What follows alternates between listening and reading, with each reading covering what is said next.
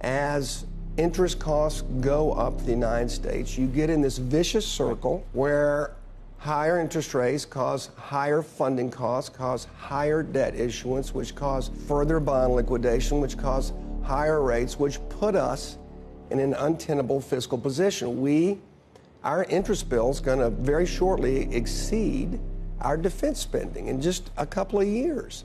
El reconocido inversor Paul Tudor Jones ha dicho esta misma semana en la entrevista que veis en pantalla en CNBC que la situación fiscal en Estados Unidos es insostenible y que esto va a producir un círculo vicioso que es lo que está afectando al mercado de bonos y lo que explica también por qué los intereses han subido tanto en los bonos a largo plazo desde verano de este año, verano de 2023. Veremos todo eso, veremos también cómo puede impactar el conflicto que se está produciendo, esta escalada bélica que está produciéndose en Israel, cómo puede impactar al mercado, cómo ha impactado otras escaladas también producidas entre Israel y Palestina en el pasado, también que tenían de por medio el petróleo, porque vamos a hablar del petróleo y de la implicación de Irán y hasta dónde podría ir el precio. También vamos a mirar el oro, que se ha disparado este último viernes junto con la plata, y vamos a ver si tiene más recorrido también a nivel técnico. Todo eso en el vídeo de hoy, pero antes, si te gusta, por favor, deja un buen like, porque también vamos a ver estacionalidad de octubre en años preelectorales. Y apoyando el canal, suscribiéndote, ayudas mucho para que siga creando contenido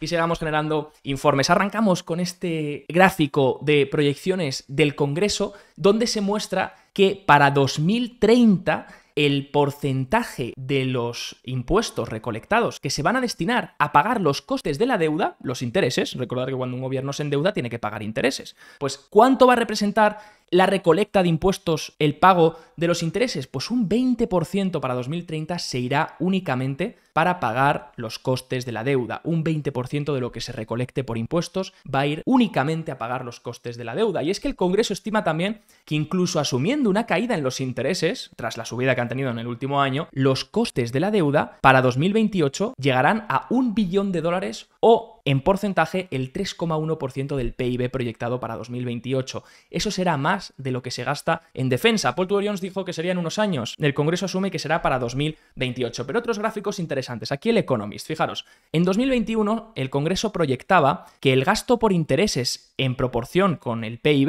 en porcentaje del PIB, iba a ser este. Iba a ir en escalada y iba a representar un 2% para aproximadamente 2030. Pero luego en mayo, con la subida que ha habido de los intereses, esto se hizo más alto y ahora, pues para 2030 se esperaba más de un 3%. Y ahora en mayo se ha vuelto a actualizar y se espera más de un 3,5%. En resumen, a medida que el gobierno se endeuda, a medida que necesita más dinero y a medida que los intereses son elevados, pues el gobierno debe pagar unos costes por intereses que han ido en incremento. Claro, desde 2008, cuando los intereses bajaron fuertemente, hasta 2018, que fue cuando hubo un repunte, luego volvieron a caer en 2020 y luego desde 2022 han ido en incremento, fijaros que el gasto por intereses que tenía el gobierno, comparado con otras categorías, el gasto por intereses era muy bajo, porque claro, los tipos de interés de referencia eran muy bajos. Entonces, endeudarse salía prácticamente gratis. Free para el gobierno. ¿Qué pasa? Que eso ha cambiado y ahora como el dinero tiene un coste en el tiempo y los intereses han subido para luchar contra justamente lo que ha producido ese déficit fiscal, esos déficits fiscales y esas políticas monetarias han producido mayor inflación y para luchar contra esa mayor inflación la Fed sube los tipos de interés y esos tipos de interés hacen que ahora los costes del pago por deuda pues vayan disparándose incluso más que otras categorías como por ejemplo el gasto en defensa o incluso que para 2030 puedan llegar a igualar el gasto en Medicare incluso puedan acabar sobrepasando pues gastos como la seguridad social, ¿no? Por lo que cada vez el gobierno va a tener que pagar más y más y más sobre su deuda y a medida que pasa eso pues se tiene que endeudar más. Esta misma semana conocíamos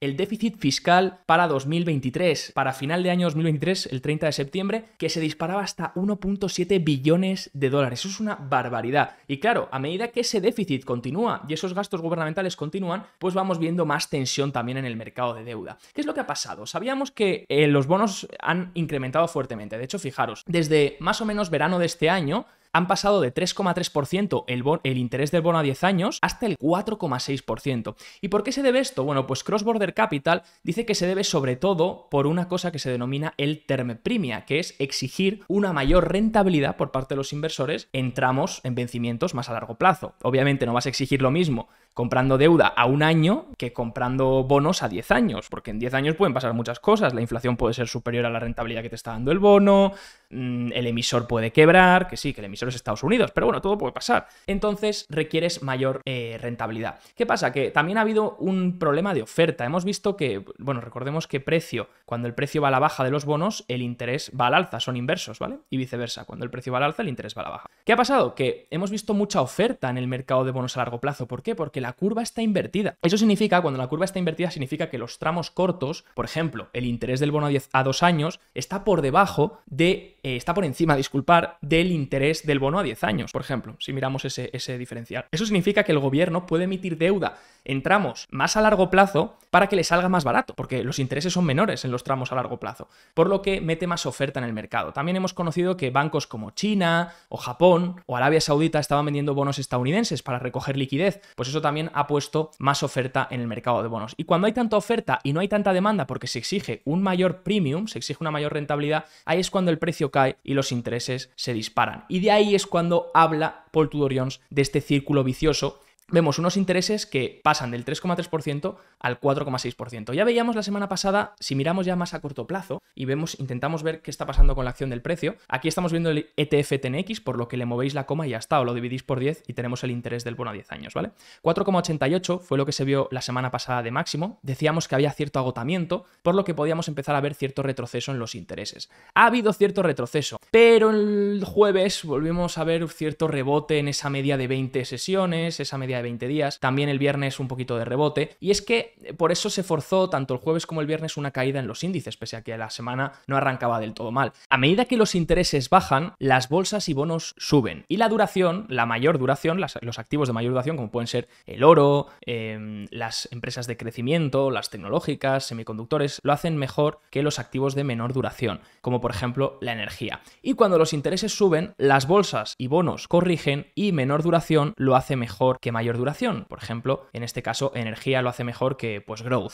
Podríamos coger el ETF, por ejemplo, de ARK, que tiene muchísima duración, pues energía lo va a hacer mejor que ARK siempre y cuando los intereses vayan subiendo, ¿no? ¿Todo esto qué significa? Pues que para que las bolsas consigan rebotar, los intereses deben seguir o consolidando en esta zona y no hacer nuevos máximos, no pasar por esta zona, o incluso retroceder, porque a medida que retrocedan van dando vía libre a que las valoraciones se expandan. Si miramos lo que ha ocurrido esta semana, vemos que energía se mantiene como sector clave, utilities ha buscado cierto rebote tras las caídas que llevaba en las últimas semanas, que eran desastrosas. Energía podríamos decir que se debe a que los intereses han rebotado esta semana, pero también se debe al precio del petróleo, ¿de acuerdo? Que está disparándose, obviamente, por lo que está pasando en Israel y por los temores de que pueda haber cierta escalada dentro del conflicto y sobre todo mirando hacia Irán. Enseguida vamos a hablar de ello. Pero por otro lado, si miramos a un mes, vemos que un sector destaca, un sector que ha caído bastante en el mes y es consumo defensivo. Muchos me habéis preguntado, me habéis enseñado capturas de Pepsi, de Coca-Cola, de Walmart, caídas brutales que se ha producido en consumo defensivo y tratando de explicar, ¿no? ¿Qué ha pasado? ¿Por qué está saliendo tanto dinero de consumo defensivo? Yo la única razón que veo y la única razón lógica que entiendo es, lo primero, las probabilidades, aunque esto ya había ocurrido, ¿no? Ha ido ocurriendo a lo largo del año, las probabilidades de recesión han ido disminuyendo a lo largo del año, sobre todo en el consenso. El consenso a principios de 2023 esperaba más recesión que lo que espera ahora. El consenso ahora no espera recesión, por lo que esas probabilidades han ido disminuyendo. De hecho, ahora es cuando realmente para mí los riesgos de recesión son más altos, pero bueno, las probabilidades de recesión han ido disminuyendo y entonces eso ha hecho que la gente se aleje de las defensivas. Ya poco a poco las defensivas vayan perdiendo atractivo, porque claro, las defensivas lo hacen bien en un entorno en el que hay recesión, porque mantienen su consumo, mientras que las cíclicas no. Eso sí, lo están haciendo mejor que las cíclicas en el último mes. Pero si miramos en el corto plazo, lo que ha podido también suceder es debido a esto, debido a la subida de intereses. Fijaros, la mayoría de defensivas pagan un dividendo y la gente que invierte en defensivas, la mayoría lo hace para obtener un dividendo del 3-4%. Si resulta que los intereses de los bonos se ponen por encima del 4% o incluso del 5%, como hemos visto en algunos tramos, el 30 años de hecho llegó a tocar el 5% hace 2 semanas, entonces la gente rota su dinero de consumo defensivo a bonos, porque al final buscan el dividendo de estas empresas y si el dividendo es menor, es una rentabilidad menor, pues se van a bonos con una rentabilidad un poco mayor y al final es un poco lo mismo, son igual de defensivos porque incluso si hay una recesión, los bonos subirán de precio porque el interés bajará fuertemente y el precio se disparará. Por eso yo creo que se está produciendo esa rotación en consumo defensivo que incluso puede llegar a dejar gangas para valoraciones incluso absurdas. Iría vigilando el sector para ver si se encuentran algunas valoraciones interesantes en algunas empresas ya consolidadas y que incluso ofrezcan un dividendo atractivo. Pero ya os digo, creo que a esto se debe la salida que estamos viendo. ¿Cómo se comportan los mercados en conflictos bélicos? Fijaros en este gráfico que comparte Carson Research, al cual no le veo mucha utilidad con el formato en el que lo han presentado, pero sí le veo utilidad a modo histórico para ir viendo algún evento particular. Fijaros, cogen todos los eventos, tanto financieros como bélicos, como todos los eventos que se han producido grandes desde el 40, y miran cuál ha sido la rentabilidad del SP500 a un mes, 3 meses, 6 meses y 12 meses vista. Y nos dan la media. Vemos que la media prácticamente es cero, porque al final pues hay una media de algunos que han ido bien, otros que han ido mal, y no sacamos nada en claro. Y al final se queda en cero, incluso el porcentaje de veces que va positivo es casi 50%, ¿no? Y el porcentaje que va de veces negativo. Si miramos a 12 meses, por supuesto, la probabilidad sube más, porque a 12 meses pues las bolsas a largo plazo tienden a subir, ¿no? Sobre todo si cogemos un índice como es el SP500. Si hubiésemos cogido otro índice, a lo mejor no. ¿Qué pasa? Que sí que lo veo útil para mirar ciertos conflictos o ciertas cosas que han ocurrido que sí que sean similares a lo que está ocurriendo en el presente. Por ejemplo, ahora mismo Israel, Palestina, Irán de por medio, Estados Unidos.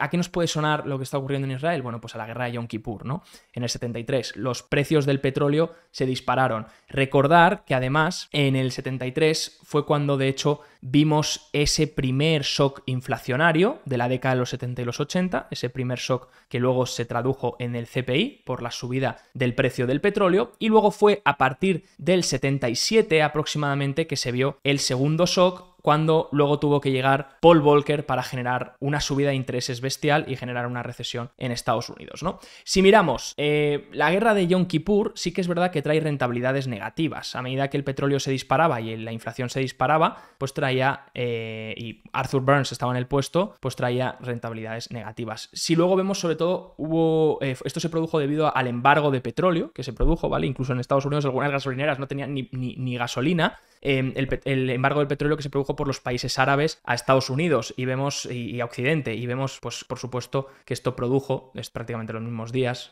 semanas después, y esto produjo pues una caída en las bolsas a largo plazo, ¿no? De hecho, por ejemplo, esta tabla pone estas dos cosas en el mismo sitio cuando yo creo que deberían poner una u otra, ¿no? Entonces está contando doble cuando realmente la rentabilidad es prácticamente la misma. Si vemos, luego fue cuando Nixon se fue Nixon, el tema Watergate y demás, y luego aquí no aparece, pero en el 79 fue cuando se produjo la revolución en Irán, y eso pues generó de nuevo otro shock en los precios del petróleo, otro segundo shock de inflación. Entonces, ¿qué está mirando el mundo realmente? ¿Por qué le preocupa ¿Qué preocuparía realmente de este conflicto que se está produciendo entre Israel y Palestina, o entre Israel y Hamás, o ahí ya no voy a entrar porque tampoco es un canal geopolítico? Bueno, pues lo que preocupa realmente es qué actores se ven involucrados. Uno de los actores más importantes es Irán. Irán está sancionado por Estados Unidos, pero en el último año sobre todo, Irán había incrementado muchísimo su producción de petróleo, debido a que, bueno, pues esas sanciones las estaban pasando bastante por alto desde Washington. Ahora bien, si Irán empieza o Estados Unidos quiere sancionar más el petróleo de Irán, que de hecho es algo que ya ha propuesto McCarthy, es algo que ya ha propuesto Janet Yellen, todo eso podría impactar también no solo en la producción, en las exportaciones, sino también en el precio del petróleo. Y también ver las decisiones que se toman desde Irán. Recordar que Irán le ha advertido a Israel que no entrase en Gaza y que si no llevaría consecuencias importantes. Entonces todo esto tenemos que ver cómo se resuelve y cómo propios países se van interponiendo sanciones o se van intentando fastidiar para, pues en temas de exportación, importación y por supuesto conflicto energético. Ahí es donde tenemos que mirar, y por eso el precio del petróleo se está mirando tan de cerca estas últimas semanas, porque tenemos dos fuerzas que se oponen. Por un lado tenemos la demanda, que ha ido cayendo fuertemente, sobre todo la demanda de gasolina. Ya veíamos en el último informe que inventaban los inventarios de gasolina hasta el 6 millones, y la demanda de gasolina caía a unos niveles que no se veían en mucho tiempo, y de hecho el precio de la gasolina desde septiembre ha ido a la baja, el galón, ¿vale? En Estados Unidos y también en algunos países de Occidente. Si miramos en cambio el petróleo, el crudo, vemos que tras la subida que se había producido en verano, ahora fuerte corrección la semana pasada, y desde que se escala el conflicto, vemos este rebote, ¿no? Primer rebote el lunes, corrección martes, miércoles y jueves y fuerte rebote el viernes a medida que se va viendo que esto va escalando. Porque claro, el lunes primer rebote, pero luego martes, miércoles, en realidad ya se veía que estaba escalando, pero posiblemente el mercado dijo, bueno, pues vamos a ver qué pasa. Y el viernes fue cuando vemos una vela muy fuerte en el petróleo. Todavía no podemos saber qué dirección va a tomar el petróleo, por supuesto, ni las implicaciones que va a tener esto, pero hay que vigilarlo muy de cerca. ¿Por qué? Porque el petróleo es lo que está mirando la gente para un posible segundo shock de inflación. Recordad que al final el petróleo los precios del petróleo son muy importantes porque la Fed ha reconocido en innumerables ocasiones que no tiene ningún tipo de control sobre los precios del petróleo. Sí que puede disminuir la demanda global y demás, pero realmente no tienen ningún tipo de control si es un shock de oferta. Por lo que si empezamos a ver ciertos repuntes del petróleo que se mantiene en niveles elevados o incluso superiores, pues entonces podría trasladarse toda esa inflación a otros servicios y a otros productos. Pero yo no voy a mirar tanto el petróleo. Donde quiero mirar, todavía el petróleo no me llega a preocupar en exceso. Sí que es verdad que si miramos el último dato de inflación, vemos que vuelve la general a subir al 3,7%, la subyacente disminuye hasta el 4,1%, eso es bueno, pero claro, la subyacente todavía no está viendo el impacto de esto. Fijaros, de 9,1%, 10,6% de incremento en la gasolina, 9,1% de incremento en el crudo, 8,5% este mes de incremento en el crudo, pero la gasolina ha incrementado menos este mes, 2,1%. Y todavía en términos anuales suma un 3%, aunque estaba en negativo hace unos meses. Entonces todavía no me preocupa en exceso la posible inflación energética repercutiendo en la inflación, en el CPI. Pero, ¿qué es lo que me preocupa en exceso? Que eso se mantenga el suficientemente tiempo como para que pueda repercutir en otros segmentos. Segmentos como los servicios de transporte, que ya se ponen en 9,1% en términos de los últimos 12 meses, subiendo un 0,7 más este mismo mes, en otro tipo de servicios o incluso que se acabe trasladando en unas mayores perspectivas de inflación. Y al final las perspectivas influyen. Fijaros, la Universidad de Michigan este mismo viernes publicaba su encuesta donde se muestran las perspectivas que esperan los consumidores de inflación. 3,8 esperan para el año que viene, para los próximos 12 meses y 3% de media para los próximos 5 años. Un incremento en las expectativas de inflación puede derivar en un incremento en los salarios porque los dueños de las empresas ven, ostras, vale, puede haber más inflación, pues voy a tener que pagar un poco más para poder atraer talento, para poder mantener talento, para que la gente tenga un poder adquisitivo que se mantenga. Entonces, a mí lo que me preocupa realmente son los salarios, porque fijaros, en la inflación general sí que puedes tener ese impacto y esa subida por el tema energético, pero la inflación subyacente depende muchísimo de los servicios y por supuesto eso depende de forma última de los salarios. Y los salarios vienen desacelerando, fijaros, en términos en color azul, vemos que el crecimiento de los salarios ha seguido desacelerando, pese al repunte que hemos visto en el CPI, y lo que vemos también, y yo creo que es por lo que se ha producido la subida de los intereses este jueves, esta vela que estamos viendo aquí, este jueves subían muchísimo los intereses, no creo que fuese por el dato de CPI, fijaros, no creo que fuese por este 3,7%, sino por las peticiones iniciales de desempleo. Hemos dicho siempre que las peticiones iniciales de desempleo son el indicador que más estamos vigilando ahora, porque apuntan ahora a 209.000 peticiones. Esos son mínimos, ¿de acuerdo? No hay prácticamente desempleo. Eso supone que pese a que el mercado laboral se está enfriando, y lo hemos visto en otros vídeos, y donde por supuesto la Casa Blanca está haciendo cálculos muy extraños en los datos de empleo, pese a que se está enfriando el mercado laboral, todavía no hay despidos. Entonces eso puede repercutir también en una posible subida en los salarios, sobre todo si las JOLTS siguen subiendo, que son las vacantes de empleo, la demanda por parte de las empresas.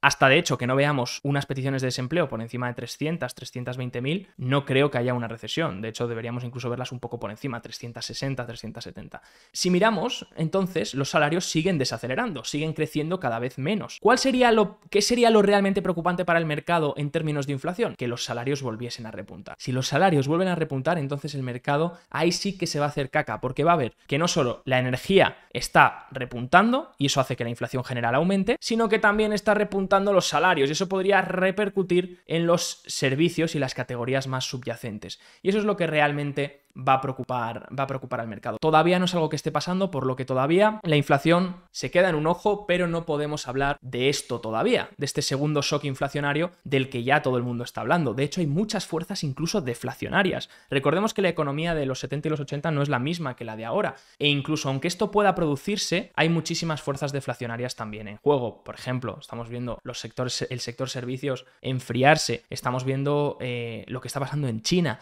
Todas esas fuerzas deflacionarias, por supuesto, supuesto van a afectar al mercado, por lo que todavía es difícil que esto se produzca, pero obviamente es una posibilidad. Y todo va a depender del petróleo y de cómo se derive eso en las diferentes categorías. Todavía es muy pronto y es algo que deberemos vigilar y, como veis, pues es complicado, ¿no? Porque hay muchos factores en juego y sobre todo muchas cosas que podrían escalar o que podrían cambiar en pocos días. Si vemos de hecho estos salarios, vemos que están desacelerando tanto para los job switcher como para los job stayer. Si queremos predecir un incremento en los salarios, sobre todo donde vamos a mirarlo primero es en el job switcher, disculpad, en el naranja. ¿Por qué? Porque este es el crecimiento de los salarios de las personas que se cambian de trabajo. Si este vuelve a incrementar, entonces el resto va a incrementar, el job stayer va a incrementar para mantener al talento y no dejar que se escape. El vídeo de hoy está patrocinado por Bison Trade, el broker online de Miralta Bank, entidad española regulada y supervisada por el Banco de España y la CNMV. Su objetivo es dar un servicio de alta calidad poniendo foco en las siguientes áreas: seguridad, banco y broker regulados, multiplataforma,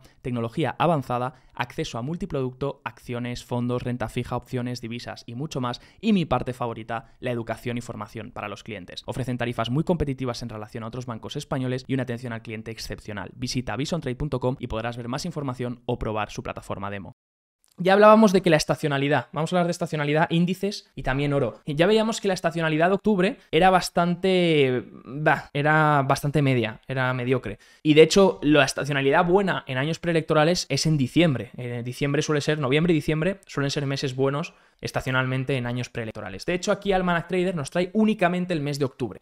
Y de hecho, en mes de octubre, en años preelectorales, que son los que vemos con rayitas, de hecho, corrigen los índices, prácticamente todos los índices, Nasdaq, Dow Jones, S&P, Russell, corrigen, incluso el Russell más, hasta el 25 de octubre. A partir del 25 de octubre es cuando vemos cierto rebote, ¿vale? En los índices. Entonces, lo que sugiere es que prácticamente arrancas en neutro, ¿no? Hay una pequeña subida en octubre, mitad de octubre es muy malo, hasta el 25 de octubre y ahí suele ser mejor, ahí suele ser más positivo. El final de octubre, del 25 al 31, suele ser bastante más... suele recuperar y cerrar prácticamente plano, ¿no? El índice. Entonces iremos viendo si esto se produce, ¿vale?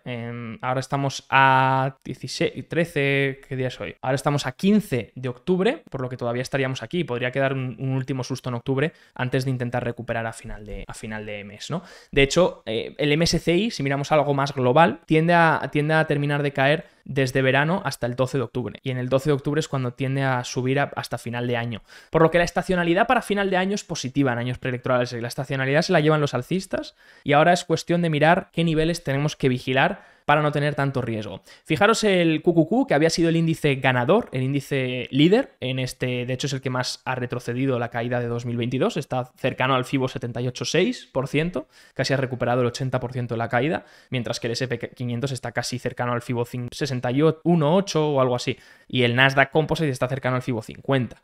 Así que vemos un Nasdaq 100 que desde verano, prácticamente en julio, empieza a corregir, vemos una tendencia bajista que se va generando, mínimos más bajos, también vamos viendo cierta caída de esta tendencia, y a partir de aquí, pues lo ideal sería liberar esta zona. Si queremos confirmaciones, yo me esperaría estar por encima de ese FIBO, ¿no? Del 78,6, que sería por encima de 372 puntos en el QQQ, ¿de acuerdo? En el ETF del Nasdaq 100, únicamente las 100 tecnológicas. Así que yo esperaría una rotura de esta mini tendencia que se está produciendo desde verano, una rotura por esta zona nos daría confirmaciones alcistas. Si esto se mantiene aquí e incluso se hace un mínimo más bajo, pues entonces confirmaciones bajistas, por supuesto. Podríamos tener soporte aquí, pero yo esperaría esto, ¿vale? Lo que va a pasar por abajo no tengo ni idea. Otra cosa que hay que mirar muy de cerca es el Russell 2000. Recordar, 2000 pequeñas y medianas empresas.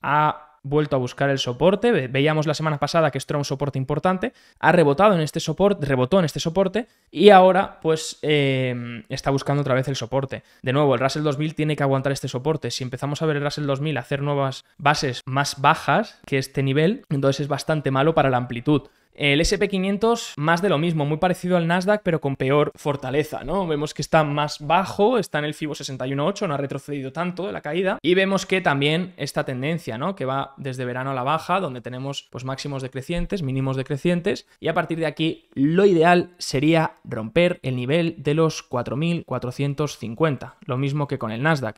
¿vale? Para empezar a tener liberación por encima de esta tendencia y no perder la media de 200, ¿vale? Si pierdes la media de 200 y pierdes el FIBO 50, que son los 41.171, entonces extremo peligro. También a medida que se produce esta corrección, algunos alcistas dicen que esto se trata de un cap and handle, ¿no? Y es posible, se está generando una figura que sería este cap y este handle, ¿no? Entonces, después del handle lo que toca es otra vez la recuperación y a partir de aquí, de esta rotura de máximo, se daría entrada. Esto daría posibilidad, junto con la estacionalidad, de ir a buscar máximos para final de año o para principios del año que viene. Ahora bien, no tengo ni idea de lo que va a pasar y de si esto se va a producir. Aquí tenemos una posible figura de cap and handle, pero ¿qué tiene que pasar? Lo primero, el handle, esta sacada de manos, no puede ser más de 1/3 del cap, ¿vale? Así que en los niveles en los que está el S&P500, de aquí no debería bajar. Por eso os digo que los 4.171 se deben respetar. Incluso la media de 200, diría, los 4.221. 4.220 es un nivel a respetar para que el handle se mantenga. ¿Y qué debería pasar? Pues que se rompa el nivel máximo de verano para que dé entrada. Hasta los 4.607 no habría entrada del cap and handle, ¿vale? Entonces, o podemos entrar aquí una vez se libere riesgo o podemos hacer la entrada real una vez se rompan los 4.607 si es que se llega hasta ahí. Por eso, un cap and handle lo bueno que tiene es que tienes que esperar la confirmación. No entras en el handle, entras una vez se rompe este máximo, una vez ya se ha sacado a las manos débiles y una vez el índice demuestra que quiere romper el máximo y buscar el movimiento, ¿no? Movimiento que podría replicar del handle. Entonces, bueno, pues vemos que hasta los 4.650 no habría entrada. ¿Podemos hacer la entrada antes? Sí, a partir de aquí, ¿vale? Los 4.450, 4.460, pero realmente la entrada gorda sería aquí, ¿vale? En la rotura de máximos de verano sería confirmación. Sí que es verdad que algunos dirán, no, pero te pierdes toda esta subida. Sí, te pierdes toda esta subida, pero te ahorras también riesgo, ¿no? Porque das por validada la figura que se estaba formando, y ahí es cuando tienes mayores probabilidades a tu favor, ¿no? De hecho, la amplitud sigue deteriorándose. Hemos estado viendo aquí semana tras semana ese porcentaje de empresas por encima de la media de 200 y vemos que no termina de recuperar. Sí que ha habido cierta recuperación esta semana, fijaros en los diferentes índices, pero de hecho incluso el Nasdaq ha hecho un mínimo más bajo, ¿vale? En el porcentaje de empresas que está por encima de la media de 200. ¿Qué me gustaría ver? Que esta tendencia cambia, que se empieza a romper al alza, ¿vale? Entonces, amplitud de porcentaje de empresas que están por encima de la media de 200 que empiezan a estar pues en el NYSE por encima del 40%, en el S&P500 por encima del 45% y en el Nasdaq 100 por encima del 25-26%. Y a partir de ahí habríamos roto esta tendencia que se está produciendo desde verano, tendencia bajista, donde vemos que cada vez la amplitud está yendo más a la baja y entonces tendremos confirmaciones mejores de amplitud. Por ahora, dentro de los alcistas tenemos la estacionalidad, el posible cap and handle en el S&P500 y los niveles que han subido los índices. Por el lado de los bajistas tenemos muchas más cosas, ¿vale? Tenemos conflictos geopolíticos, tenemos un equity risk premium en niveles mínimos, tenemos una amplitud destrozada. Obviamente los bajistas aquí pues podrían, en cuanto haya un catalizador, podrían aprovechar. Entonces hay que tener mucho cuidado y sobre todo posicionarnos en el momento en el que los riesgos disminuyan. Aquí hay algunas series de cosas que se podrían vigilar junto con una bajada de los intereses. Una bajada de los intereses que permitiría también que las bolsas reboten. Si miramos el interés del bono a 10 años, 2,28%. El interés real, disculpad que esto no deja de ser interés real, es el interés nominal que hemos visto que estaba en el 4,6 menos la expectativa de inflación, ¿vale? La expectativa de inflación la sacan del mercado de bonos ligados a la inflación, de los TIPS, Treasury Inflation Protected Securities, ¿vale? Fijaros que los tipos reales han corregido esta última semana. ¿Por qué? Porque los intereses nominales han bajado un poco y las expectativas de inflación incluso han subido un poco, lo que hace que esto suba, ¿vale? Entonces, ¿eso qué ha permitido? Pues que el oro repunte. El oro repunte y encima del oro pues también ha tenido otro driver que es el tema geopolítico, por supuesto. El tema que está escalando bélico, pues el oro al final no deja... Es un refugio. También cuando hubo la invasión entre Rusia y Ucrania, pues también se produjo una subida del oro, pero al final los tipos reales yo creo que son la variable más importante. Sin embargo, los tipos reales han corregido, se ha permitido que el oro busque todo este rebote. De hecho, el oro, fijaros que viene corrigiendo. Cuando veíamos el oro haciendo techo aquí, decíamos, cuidado con el oro porque si los intereses suben, el oro va a bajar. Y fijaros, desde mayo, que fue cuando los intereses repuntaron, es cuando el oro ha ido corrigiendo. Y ahora que los intereses están buscando zonas de agotamiento y además el interés real ha corregido, pues ahí es cuando hemos visto el rebote en el oro. ¿Qué pasa? Que el oro tiene que demostrar, ¿vale? Fijaros el movimiento del viernes, muy fuerte. Ahora el oro le toca demostrar, ¿vale? Porque sigue en tendencia bajista, todavía no la ha roto y le toca demostrar por encima de estos niveles. Le toca hacer una rotura importante por encima de la media de 200. En el GLD lo estamos viendo, el ETF. También las mineras, que es el ETF GDX, lo mismo, tienen que validar esta rotura, incluso superar esta media de 200 para empezar a validar un cambio de tendencia. Y también en las mineras junior, ¿vale? Así que el oro, vale, sí, ha rebotado y hay un conflicto bélico, pero eso no significa que el oro tenga que irse a máximos. Cuidado, tiene que producirse varias cosas, los intereses tienen que seguir calmándose o incluso yendo a la baja, ¿vale? O yendo a la baja o planos, la expectativa de inflación tiene que mantenerse o subiendo o plana, y los tipos reales, ¿de acuerdo? Tienen que o mantenerse planos para permitir que el oro pueda moverse tranquilamente y no le afecte, o bajar, que eso sería más beneficioso. Todo esto en un entorno en el que tiene que seguir el miedo por el conflicto bélico. Eso permitiría que, junto con esto, pues el oro pudiese romper estas zonas. También un dólar que no vuelva a escalar por encima de 108 en el Dixie, ¿vale? Así que muchas cosas el oro tiene que vigilar. Obviamente, en el momento en el que los intereses hagan techo, en el momento en el que hayamos visto el techo, volvemos a los intereses, es muy importante porque todo esto se está basando en función de los intereses. En el momento en el que veamos ese techo en los intereses, porque por ahora está en el 4,88%, pero no sabemos si es el techo definitivo, en el momento en el que sea el techo definitivo de los intereses, será el momento en el que el oro, yo creo, habrá hecho suelo. Y a partir de ahí el oro empezará a subir y subir y subir. ¿Estamos ahí? No lo sé. Entonces, ¿qué podemos vigilar? Pues esta rotura de la tendencia, ¿vale? Si esta rotura de la tendencia se produce, es bastante alcista para el oro. Todavía tiene que demostrar esta próxima semana. Sobre todo las mineras junior están un poco más atrasadas. Las mineras senior pueden empezar a demostrar semana que viene si quieren romper o no. Justamente han rechazado ahí. Y el ETF del oro lo mismo. Tiene que demostrar si quiere romper esa zona de la media de 200, que es donde ha rechazado. Empezamos a ver otra vez corrección a la baja, entonces vuelta de debilidad para el oro. Pero, de nuevo, depende de los intereses muchísimo y de lo que haga, por supuesto, el dólar. Si os ha gustado el repaso de esta semana, dejar un buen like, por favor, apoyáis mucho el canal y, por supuesto, tenéis abajo links en la descripción de referencia para formación y más cosas que necesitéis o de utilidad. Yo me despido y que tengáis una muy buena semana. Chao, chao.